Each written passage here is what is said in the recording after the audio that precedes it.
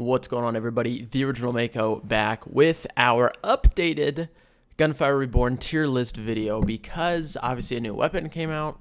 A bunch of weapon buffs and nerfs kind of came with that same exact patch, so I definitely have some things to move around. I've also messed around with a lot of the weapons that I put lower to try to see if maybe there was a case or scenarios where I would use them. So we're going to be hopping into that in just a second, but first a few very quick items here.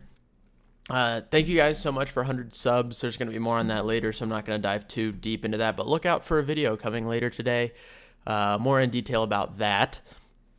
But make sure, go down, slap that sub button. We're going to have another goal to try to hit, so make sure you hit that subscribe button. There's going to be plenty of content coming out. It's fall, which means it's new game season. So on top of Gunfire Reborn stuff coming out, there's going to be Hades stuff. There's going to be another game that I'm not going to say quite yet, but I'm very excited to be playing. I'm playing it on stream a lot. But yeah, all that stuff's going to be coming out on the channel, so you're going to want to be around for that. Next, make sure to check the links in the description. Twitch is down there. We are still going to try to hit the Twitch goal of 250 followers by the end of the year. We are currently at almost 200. So make sure to go follow Twitch. There's a lot of really cool people that tune into my streams every day. So you're going to want to sit down, or not, maybe not sit down, but you're going to want to talk with them in chat, as well as interacting with hopefully me and Bill as well. We have a lot of fun on stream, so check that out. I'm live every day around 8 p.m. Eastern, and you would know that if you also went to the Discord, because I ping when I ping in the Discord whenever I go live, and also for YouTube videos when they go up. And we're doing a bunch of really cool things in there, but I'll talk about that in the 100 sub video. Anyways, so let's just go ahead and move on to the meat of this video, which is, if we take a peek, okay.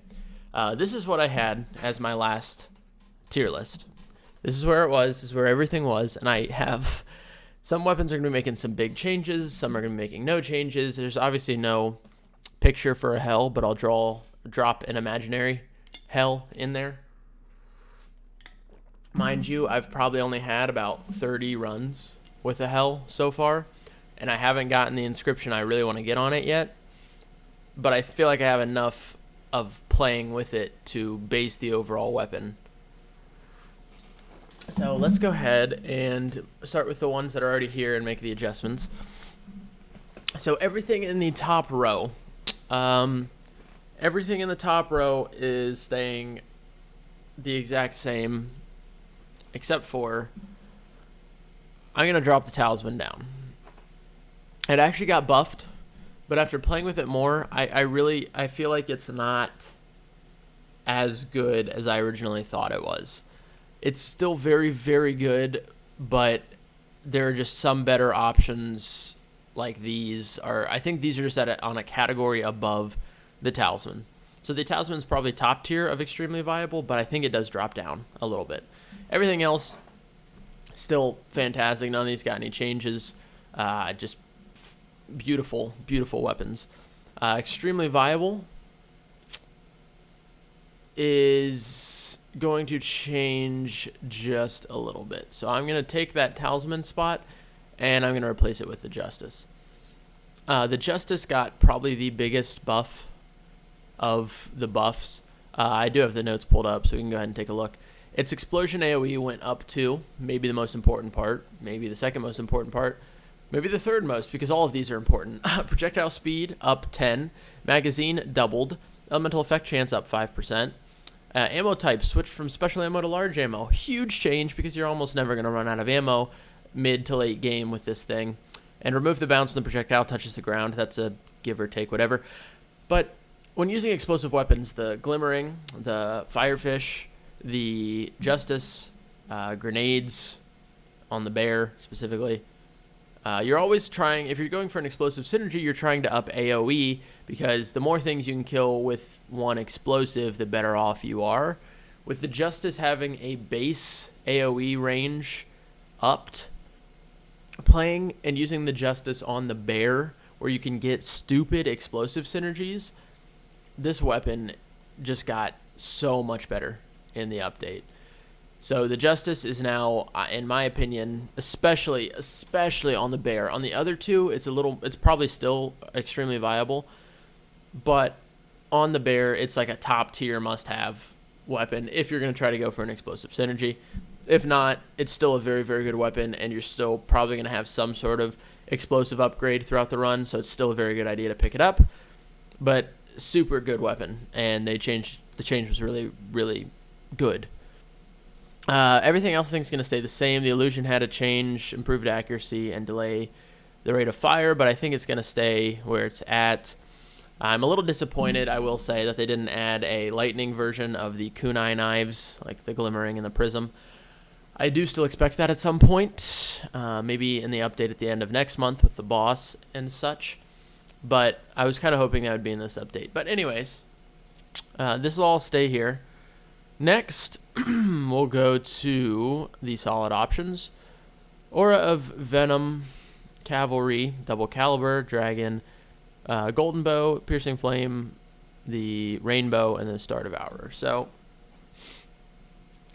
all the snipers got their their projectile speed buffed.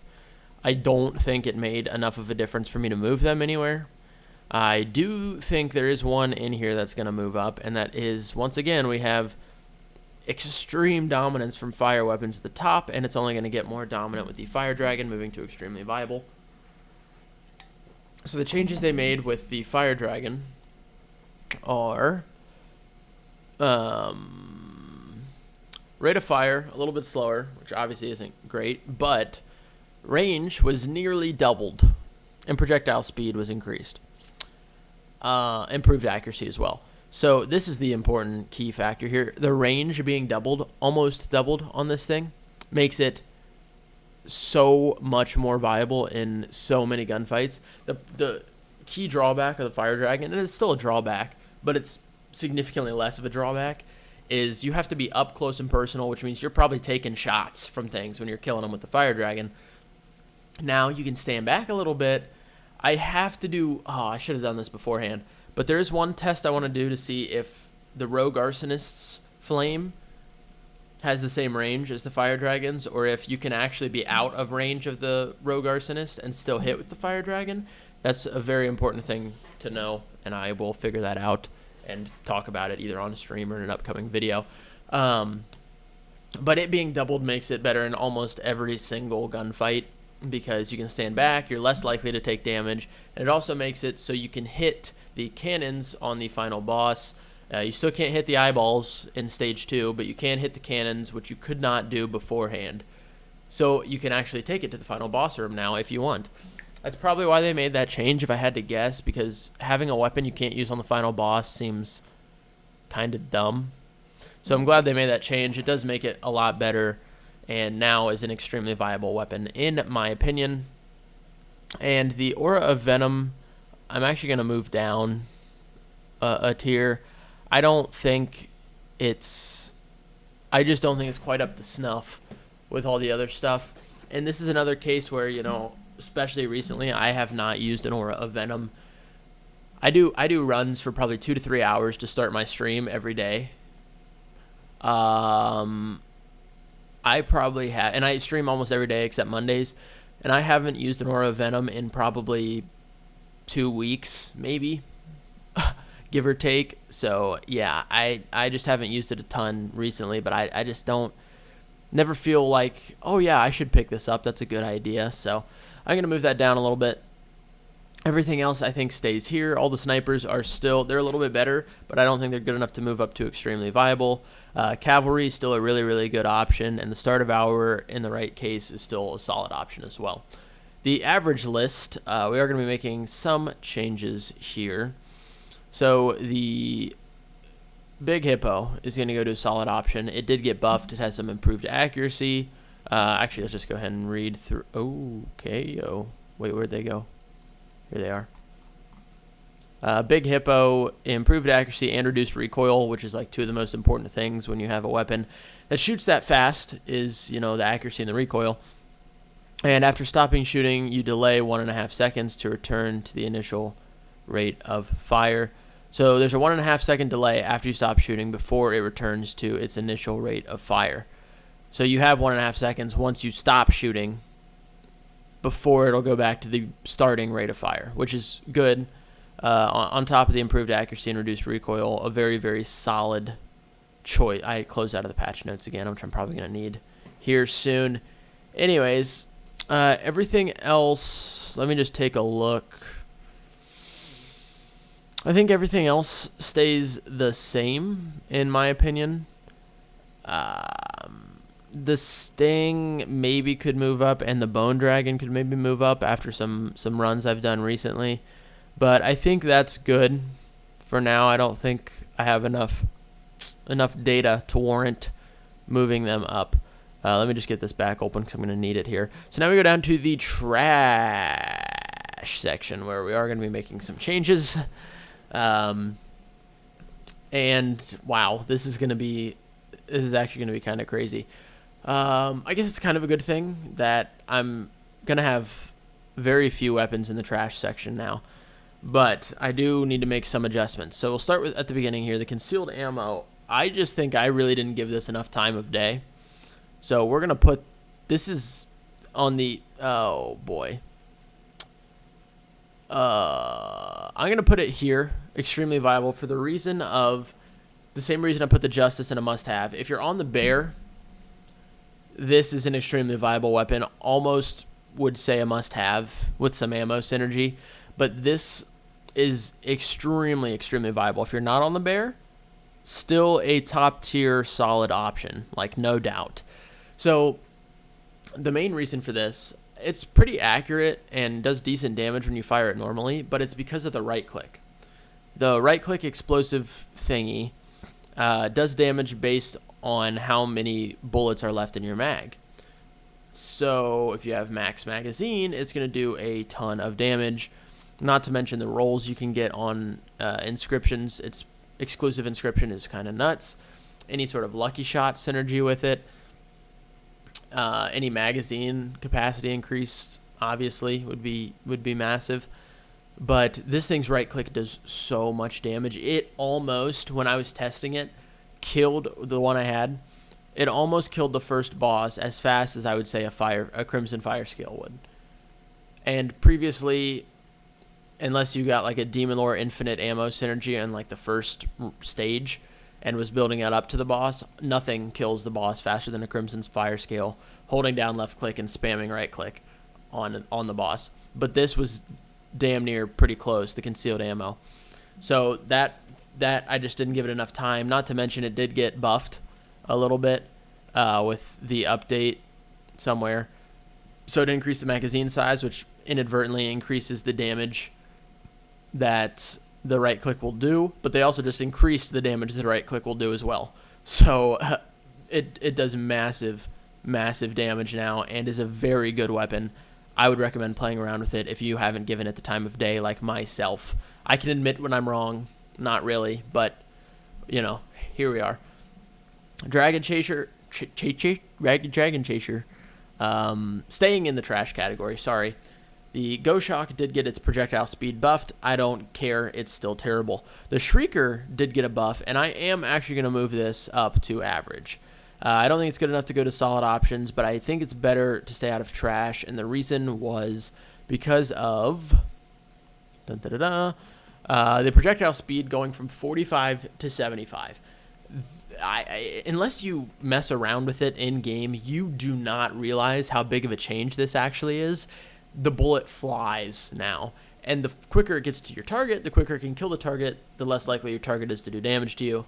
Obviously, this is a important change. Piercing went down 1, but that wasn't that big of a deal. Oh, excuse me. Change from explode once hit the barrier to explode at the end of your range. That's actually, honestly, I think a good thing in my opinion, because it's exploding right at the end of the range.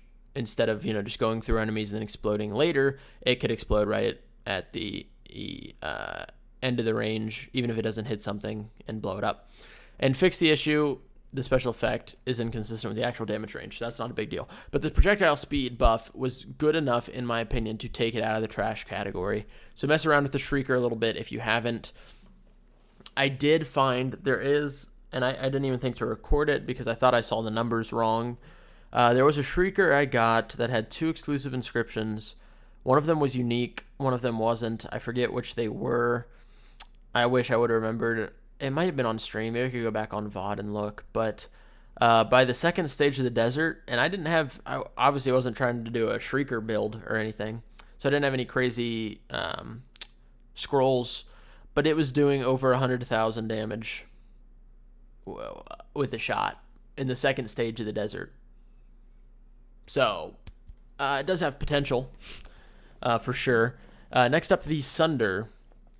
I am moving the Sunder up to a solid options here for the main reason of this weapon. If you get the inscription of a crit to the head, has a chance to create a ball, you're going to create a lot of either corrosive, fire, or lightning balls, depending on which one you roll. Because if you're close enough, the bullets won't spread. All the bullets will go in one spot. If all 14 bullets hit the head, for each bullet, there's an 80% chance that a ball is created. So theoretically, you could create 14 lightning balls in one shot, or fireballs, or corrosive balls, or whatever. If you roll 2 of those by lucky chance, then that's probably one of the best things you can do in the game. Probably the best weapon in the game for it.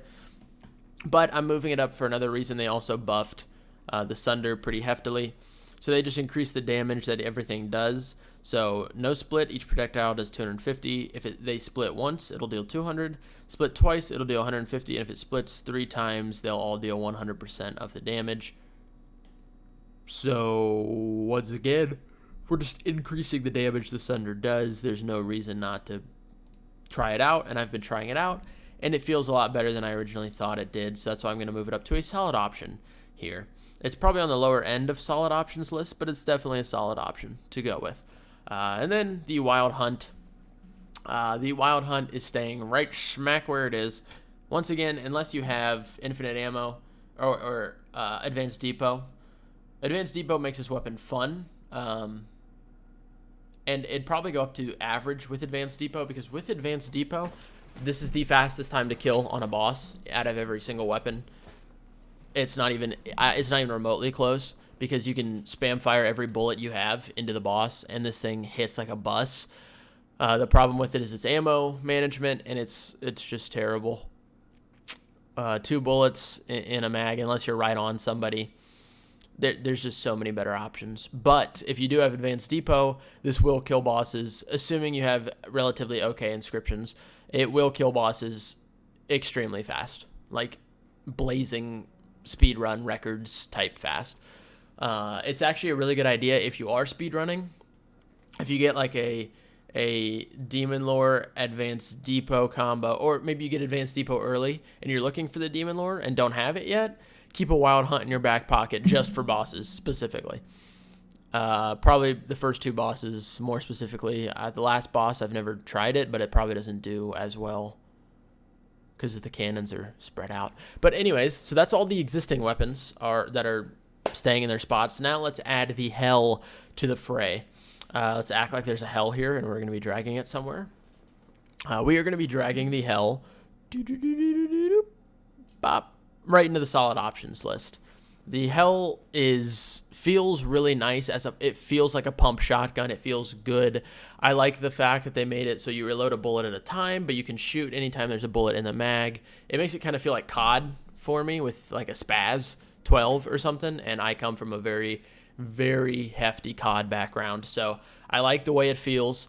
I like this doesn't have too much to do with the weapon's usefulness, but I do like the animation of throwing the fish as bullets into a little mouth on the gun. The weapon looks nice. It feels really good, but its actual effectiveness is pretty good in game.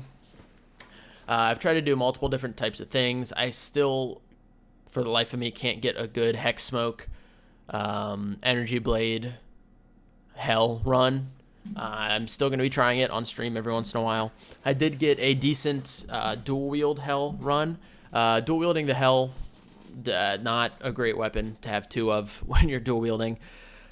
Still fun to use though. It does a lot of damage up close, as you would expect. I believe it does. It's 18 bullets, 18 shotgun shell spread. So once again, if you get a chance to create corrosive or fire or lightning balls on crit shot, you could potentially in theory, make 18 in one shot, and that's kind of busted. So rate of fire increases with the Hell are also really, really good ways to increase damage. That's why I want to get... I genuinely think, and it pains me to say it because I hate Crown Prince with all of my heart, but the Hell might be the best on Crown Prince. Not even because the Crown Prince has ways to increase rate of fire, and increasing the rate of fire on the Hell is very good for its damage output. It has ways to energy blade, so your first shot will just hit like a truck. And it obviously has Hex Smoke, which the enemies are just going to be taking more damage by default. So and I want to get a really good run with it, but I just hate using the cat. And I think because I hate using the cat, whenever I use the cat, I don't play as well.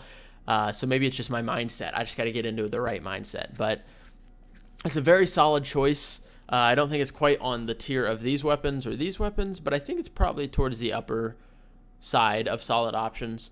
It just feels nice. Once again, you do have to be pretty close to make it effective. But if you're close and you have decent accuracy, you're hitting most of your bullets in the head, it is going to kill things quickly. But once again, if you ever find one that has a chance to create 80% chance to create any of the balls, take it and use it because you're going to have fun with it. Even if you have like an infinite ammo demon lore synergy that's going on and your backup weapons something else that's good, just try it out. It'll be a lot of fun. So that's it for the updated weapon tier list here. I can't believe that went 20 minutes actually, if we're being honest. I only made a few changes and added the Hell to the solid options. But yeah, thank you guys for watching. Like I said, check out or be ready for a video later today, the 100 subscriber video. I'm gonna have a lot of stuff I talk about in that, and I'm gonna thank you guys even more for all the support. But seriously, thank you guys for everything. Check those links in the description. Look out for that video later today. I love your faces, and I will catch you guys in the next one.